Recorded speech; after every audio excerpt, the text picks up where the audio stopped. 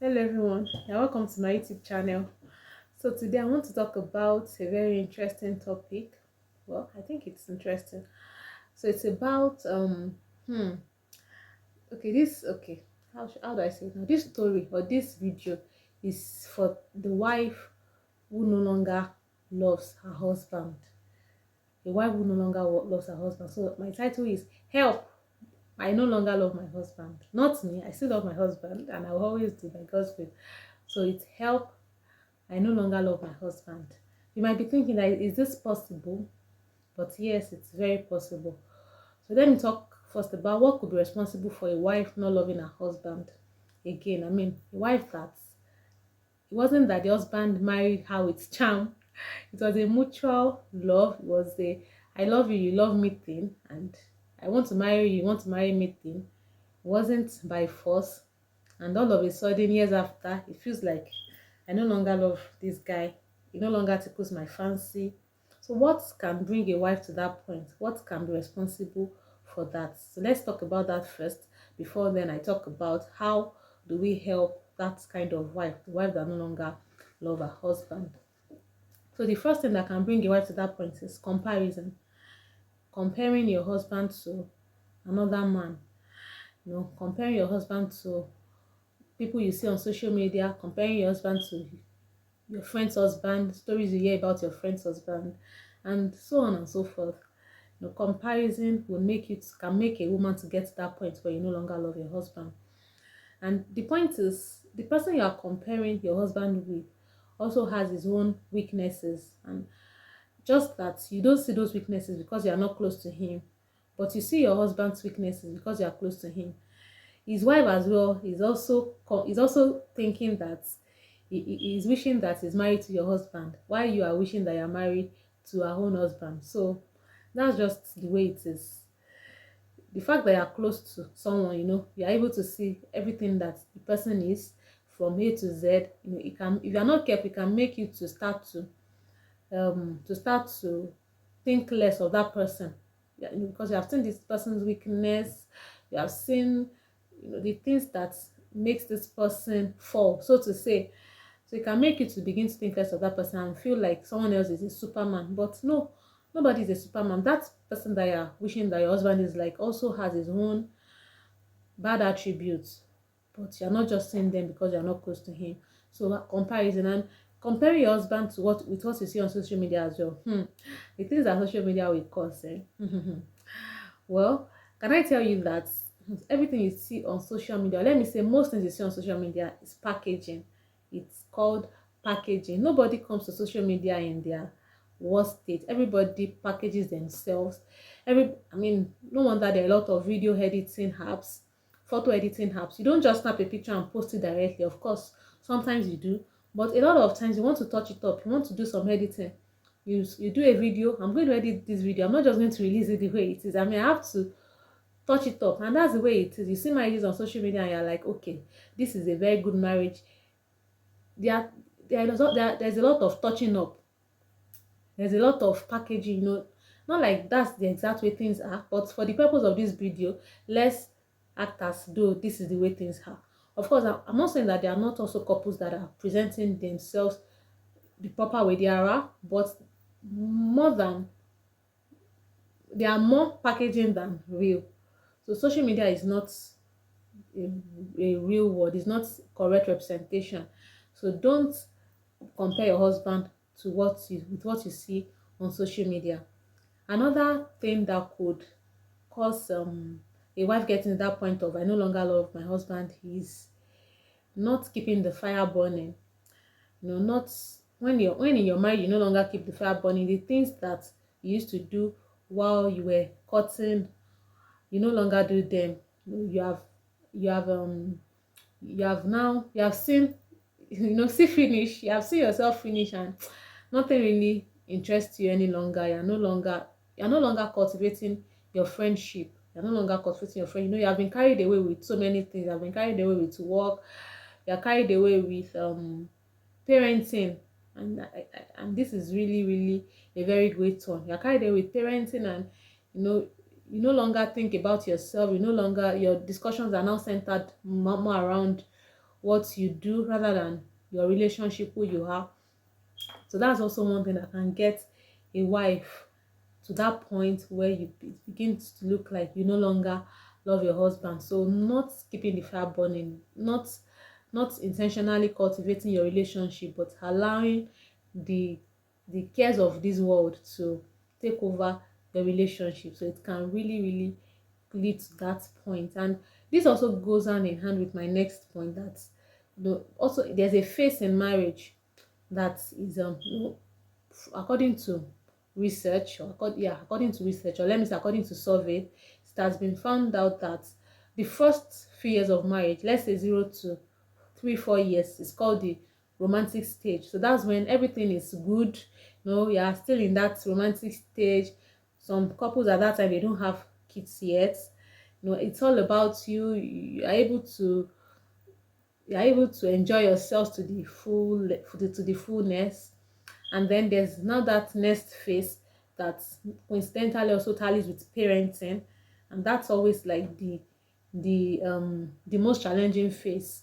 So that's that phase when, if you are not careful, you can easily lose touch with yourselves. And that's actually the phase where most wives are, or don't let me say most wives, when wives can get to that point where it feels like they no longer love their husbands. So like I said, that phase also is that phase where so many things are happening at the same time.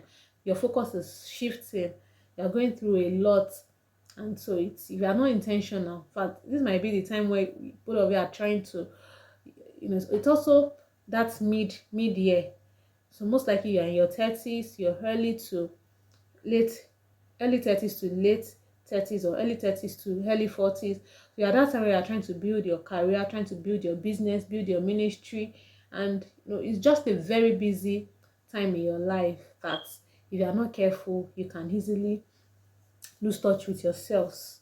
So this is also one of the reasons why a woman can get to that point where I no longer love my husband.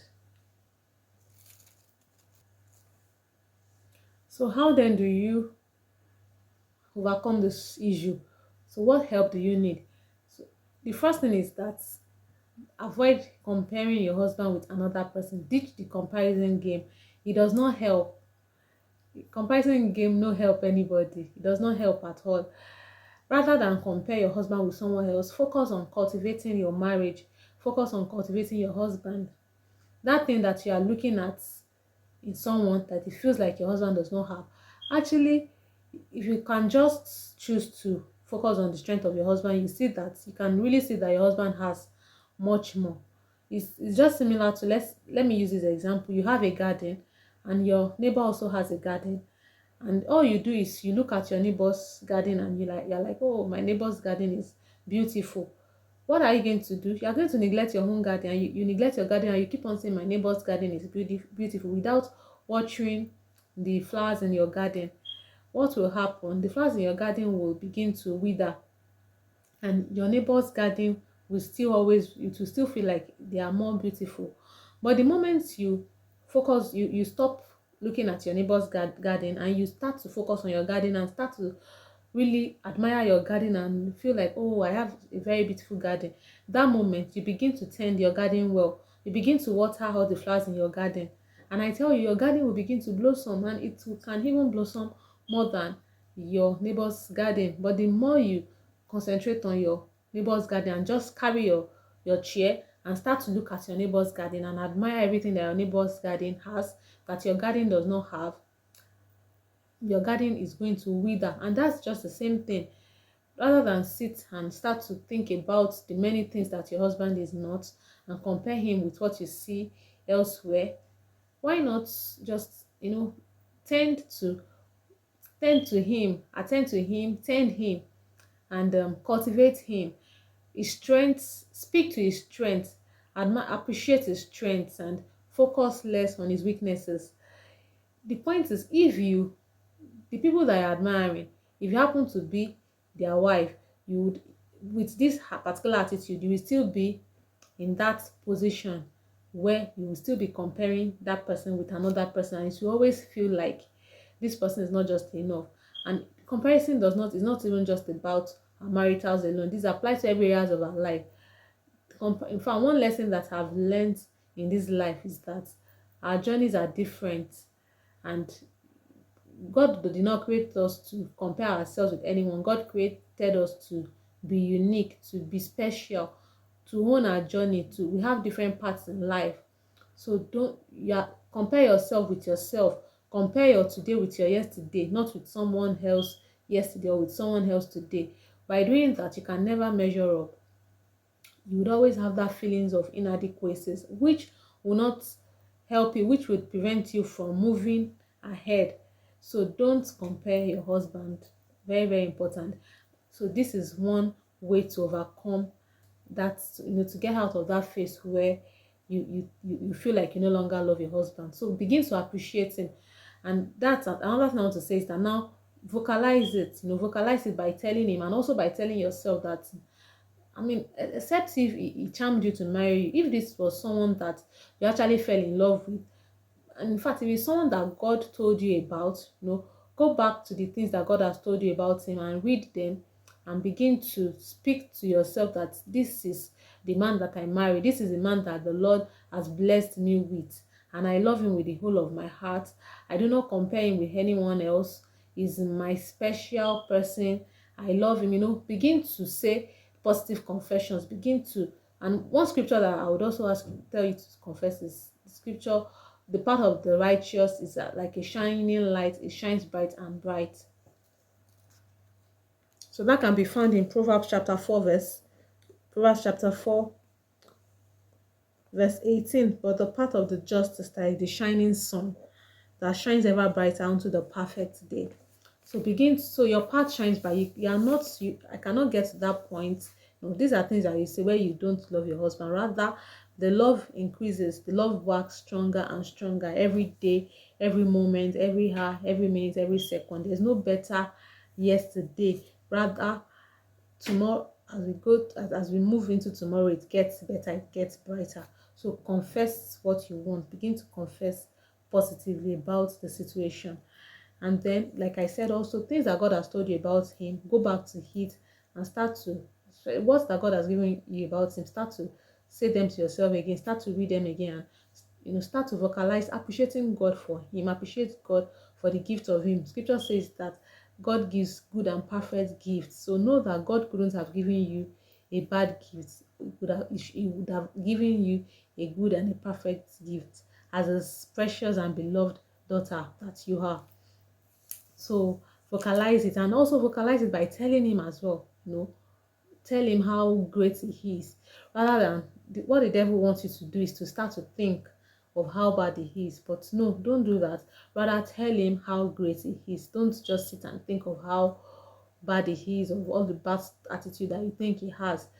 Think about the good attitude that he has and start to tell him about it. Intentionally affirm him. Intentionally speak to his strength. The more you speak to his strength, the more they blossom, the more they come out.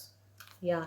And then the other thing that I mentioned, that not keeping the fire burning. So now another way not to get to that point of not loving your husband again is to keep the fire burning. And you have to be intentional about this. I can tell you, you've got to be intentional about it. So keep the fire burning. Don't stop doing the things that you were doing when you were cutting off in the early years of your marriage. Continue to do them. Continue to affirm him. Continue to affirm yourselves. Continue to do every single thing that you were doing before